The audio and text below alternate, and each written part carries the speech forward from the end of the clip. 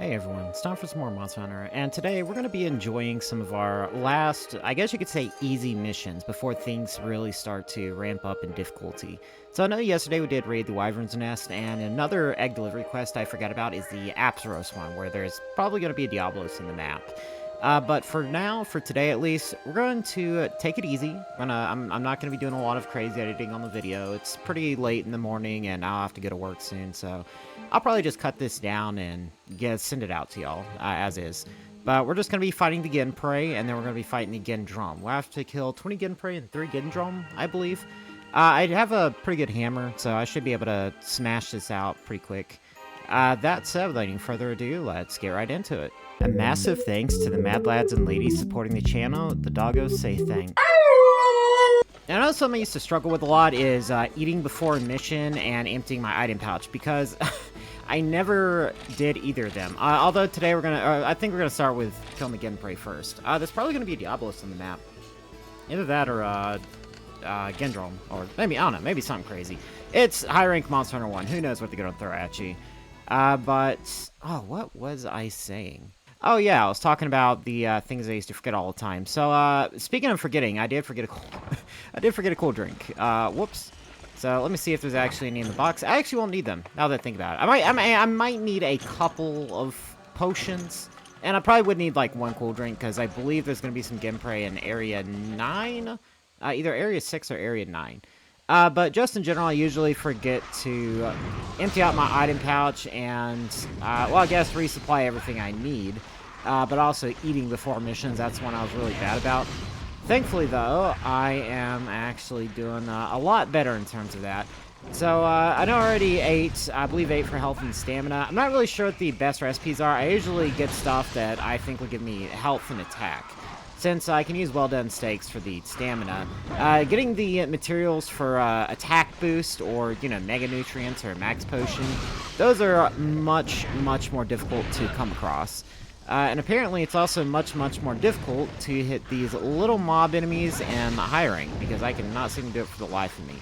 But either way, I usually try to prioritize attack and health when it comes to eating before a mission, because the amount of time you gotta spend for those resources, and also considering the fact I have maybe a week left to beat all of the 5 and 6 star quests before Monster Hunter Wilds comes out, I'm kind of on a bit of a time crunch. That actually reminds me, I do want to let you guys know here, because I don't know how to make announcements properly, but I am going to be having a trip on the weekend of the 28th. So whenever Monster Hunter Wilds comes out, I will actually be going on a big trip that day, about 5 hours south.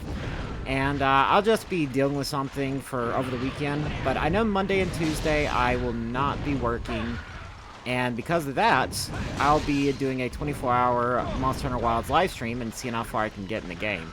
I know I am pretty happy about it. And yeah, for those of you who actually sit down and listen to or watch the videos, well, I mean, obviously, thank you just in general, but your reward is, I guess, you get a little announcement there. I'll probably announce it once we get closer to it, though, but I'm not too worried about missing the game, because I will be able to stream and play it whenever whenever I do get to where I'm going. It's like a 5-hour trip I gotta take, but I know once I get there, I will be taking the time to actually play Monster Hunter Wilds, and if the internet's good enough, I'll also be streaming it.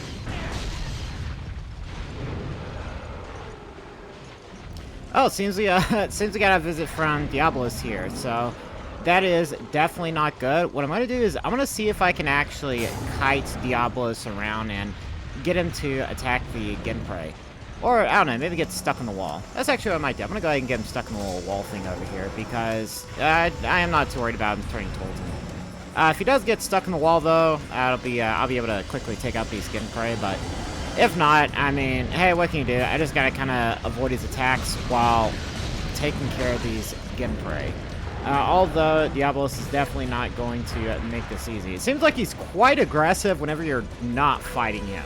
I think that is pretty funny, and I guess I was right about being a Diablos, but I think it's pretty funny that Diablos is the most aggressive whenever he's trying to stop you from completing an objective or something of the sort.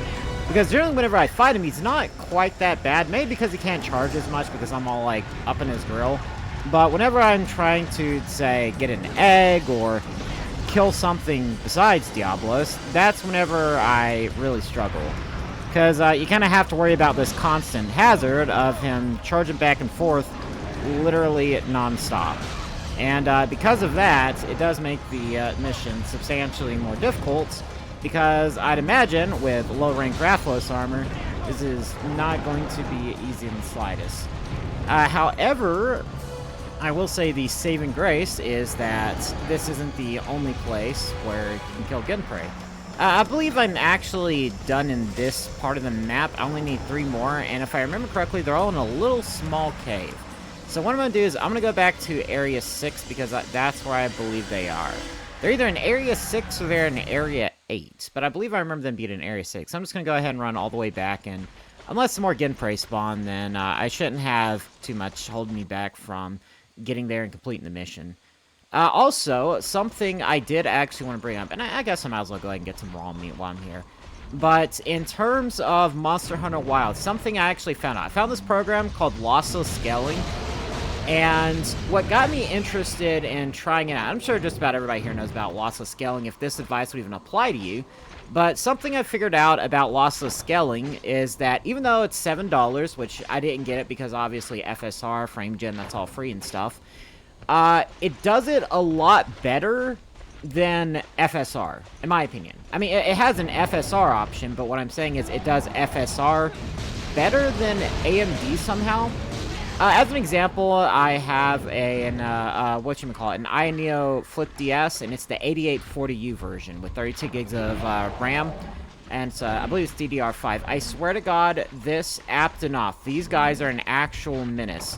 Alright, I got my raw meat, so I'm just going to use this guy for resources, because I might not get mad at people, but I will definitely get mad at technology. Screw technology. Anyway, in terms of the iNeo Flip DS 8840U, I really struggled to run Monster Hunter Wilds. I'm sure for those of you who've been around for a little bit at least, or even just the last few weeks, y'all might remember the crunchy, like, videos I had of the iNeo Flip DS, just struggling to barely run the game at 720p, with Intel XeSS upscaling and on, which didn't even support FrameGen, but FrameGen would look awful. It would just go so badly. And yeah, I'm not really proud of the quality of those videos, but something I found out about lossless scaling, I was actually able to play the same game, the Monster Hunter Wilds beta, at 720p FSR turned on, and I believe I had it set to balance, but it was actually running pretty good. I was getting about 30 FPS, which is a lot better than what I was getting before, which was like 20 FPS, I guess, like 25 FPS, but for me at least, it felt playable. So for any of you who have like lower-end rigs or low-end devices, I would personally recommend lossless scaling, because I was actually surprised at how well it played, you know, even compared to the other, like, professionally done but free options. So what I did is I had Intel XeSS turned on, and obviously I had the Windows set to the best performance thing in the power settings or whatever. And then I went into lossless scaling. Oh, no, that means the Ginprey are in Area 8. But I went into the lossless scaling. I turned on FSR, because it's an AMD chip. And I even tried FrameGen, and don't get me wrong, FrameGen still had some ghosting, but it was nowhere near as bad as, like, the default FSR inbuilt into the Monster Hunter Wilds beta. But even so, like I said, if you have devices that struggled before, or even if you have devices that you know are going to struggle, even with the updates to the game to make it more playable, I would honestly recommend trying out lossless scaling. The only real negative is if you have multiple devices, you have to keep, for some reason, lossless scaling and only lossless scaling forces you to log out of your Steam account whenever you use it on another device and log into the Steam account on that device. It's really annoying, some sort of DRM thing, I don't know, but either way, that aside, I would just personally recommend using it if you are struggling to run the Monster Hunter Wilds beta, and I'm only saying that from personal experience. Although, if you want to sponsor me, although I'm nowhere near big enough for that, so I'm not going to hold my breath. Now, do keep in mind, though, my 8840U is a 7-inch screen. It's like the size of a large iPhone, or like just slightly smaller than an iPad mini, so I guess it really depends on what your preference is. I was still using upscaling. I was still, you know, using the tricks and stuff. So it was a little blurry still, but it was playable and it looked fine. It didn't look amazing, but it looked fine. And that's really all I needed from it. So that's the only reason why I bring it up now. I'm not going to say it's like the best thing ever and it can replace, you know, your normal default native view experience, but it just does a better job of upscaling and frame gen from what I could tell, at least with the Monster Hunter Wilds beta and Dragon's Dogma 2 and Helldivers 2, than like the actual inbuilt options from what I can see. Alright, looks like we got one more Genprey mission, or excuse me, Gendrome mission to go. I guess one more easy mission, I guess, and then gets into the Gypsaros, the Rathian, the Rathalos, the Diabolos, all that stuff. So this one is Leaders of the Genprey, and I guess it's from the Desert Lord. That is a very interesting name. And see, that's one of the things I like about Monster Hunter. It's all these different names and titles, and it just feels like an actual world. And don't get me wrong, you know, obviously it's just set dressing, and that's fair enough considering the limitations of the time, but whenever you compare it to something like Monster Hunter Wilds that's about to come out, they're actually properly expanding on these things, and that's just something that makes me really excited as somebody who enjoys these types of worlds. Like, take Skyrim, for example. I love Skyrim, and I played it almost obsessively when I was a kid. I believe I was 16 whenever I first got it, and I literally got to level 70 3 different times on the Xbox 360 version of the game. And the reason why it happened 3 different times was because my save kept corrupting, and it was still enough to draw me back. And even now, I literally have, I'm going to say 10,000 hours in Skyrim. I have got 10,000 hours in Skyrim at this point. So, but what I do now is I use mods to basically expand it. So for example, the extended cut versions, or the extended cut mods, whatever, I'll be using those. But also, on top of that, I just use mods to add different weapons, different armors, and really the only thing I drastically change is the melee combat system. I guess the archery as well a little bit, because I use archery gameplay overhaul. It's just a classic, and it's something I've always used, but in terms of the melee combat system, I just make it more Souls-like, which I'm not afraid to admit it. I like Dark Souls and Elden Ring to the point I am willing to do that, but that aside, oh, Gendrome, where?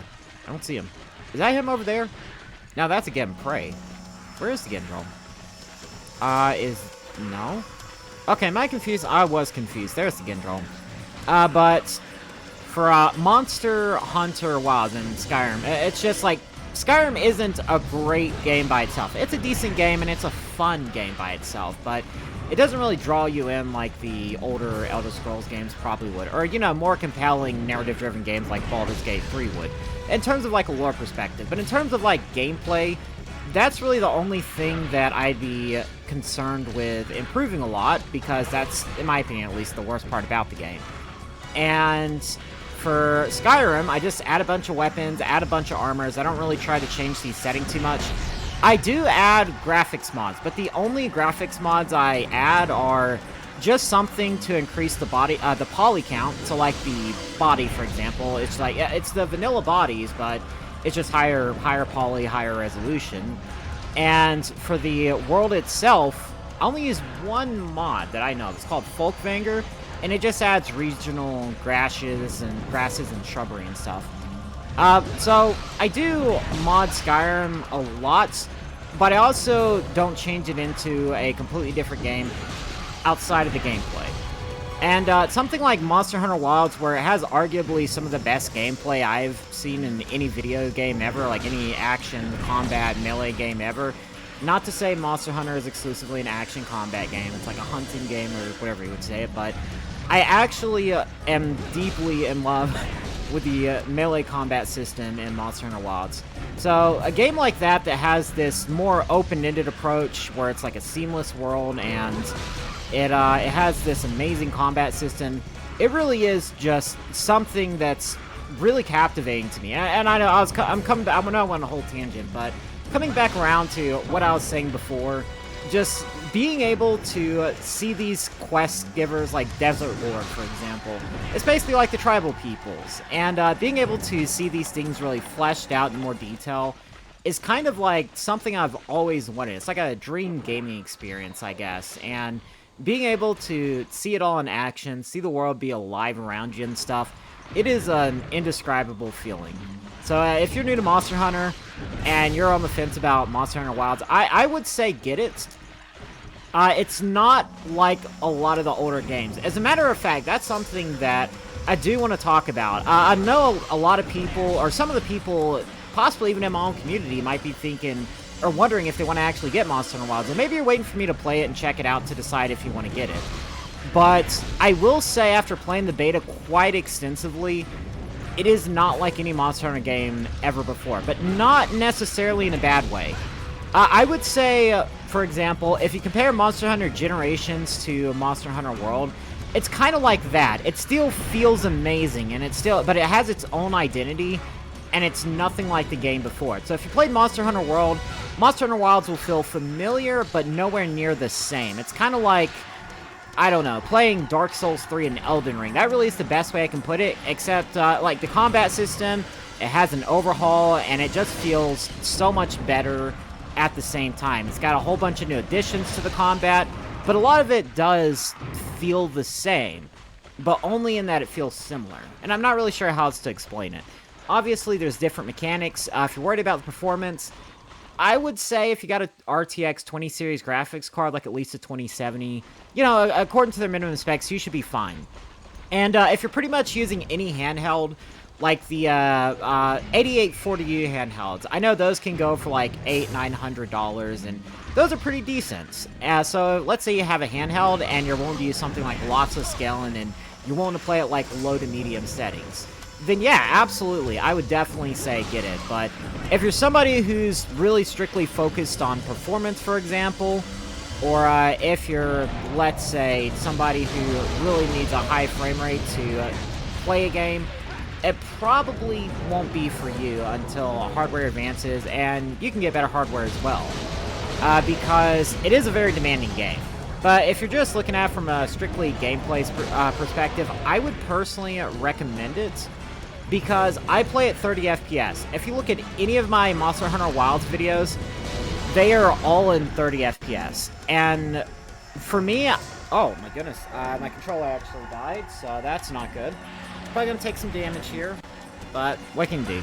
Anyway, for me, I would recommend the game from a gameplay perspective, because I play at 30 FPS, and I could probably get up to like 30 to 50 FPS, because I'm usually on high settings, and I'm using an RTX 4070 laptop with i9-14900 HF processor, I believe. But even though I'm on 30 FPS, it is literally the smoothest 30 FPS I've felt in any game. Now, I am willing to play at a lower frame rate. I played a lot of modded Skyrim, so I've played a lot of that at 30 FPS. But even after playing Elden Ring at ultra settings, you know, 60 FPS, or Dark Souls 3, where you really got to time them dodges and parries and stuff, I would still recommend it, even at 30 FPS, as long as you can play it consistently at 30 FPS. Because I could probably get 40 to 50 FPS, but it'll dip down sometimes and get some micro stutters, so that's why I play at 30 FPS. But playing on high settings, 30 FPS, for me, it runs really well. For those of you who may actually be wondering, the Genprey spawns somewhere in this area, or the Gendrome, excuse me. So that's usually where it spawns, or right here. It actually just kind of popped into existence in this bush, which I thought was pretty hilarious, because I was just trying to take out some Genprey. But yeah, if you want to know where the Gendrome spawns, I guess right over there in that bush, because, wow. Either way, I realized I went off on a whole tangent, so this video is probably going to be a lot longer than it usually is. So, yeah, if you're just kind of here to listen to me and hear me talk, okay. Alright, Gendrome. But, if you're just here to kind of listen to me and hear me talk, yeah, you get plenty of yapping today. I do enjoy this because I am kind of a yap master, and I don't know, I just like talking. I like talking about things I'm passionate about, and I can go off on a whole tangent. I also think I'd be a great teacher. If I ever decide to go on a career path and it goes into education, I would be really good at it, because I like to provide examples, I like to over-explain, and I think that would be great for teaching. I mean, unless you want, like, efficient teaching. I can't really teach efficiently, but yeah, if you need something really drilled into your head, then I'm the guy to go to. Also, wow, these Genprey need to chill. because holy cow, they are everywhere. I'm trying to get rid of these little guys to give me a little bit of breathing room because I'm trying not to get paralyzed. Looks like there is one right here, so I'm just going to have to deal with that. Either way, I'm going to see if I can take out the Gendrome with a nice skull swing right there. Man, that never stops getting satisfying. I used to never even touch hammer because I'm a big fan of bladed weapons. But after doing some of the bonk stick in Monster Hunter 1, and then, you know, trying it out in Monster Hunter World and Monster Hunter Wilds, I am absolutely in love with this. I could not get enough because it feels so satisfying to just pull off that big ball swing and just seeing it connect and feeling it connect, and especially with like the rumble and the control. It's just so nice. But I'm going to see if I can blitz this guy down. It seems like every time I hit him with a basic R1 attack, because for those of you who don't know, in the PS2 games, R1 was the, you know, block button, the charge button, the secondary action button with weapons. It feels so good. It's quick, it's easy, it's satisfying, and that's really all you can ask for when it comes to a well-designed video game, especially one with an action combat system like this one. Although, it does help if you can actually hit the enemy, because if you can't, then that can lead to some trouble, like you getting surrounded and absolutely wiped out. But it does look like the Gendrome is running away, so I'm going to see if I can run after him. I was about to pop a first aid med, but my health isn't down quite enough for that. Although I am quite short on time, and I still have one more to go. Might have been a mistake. This is why I don't do 2 quests. I have to get ready for work and be going in like 45 minutes. So, yeah, I'm only going to be spending about half an hour editing this video.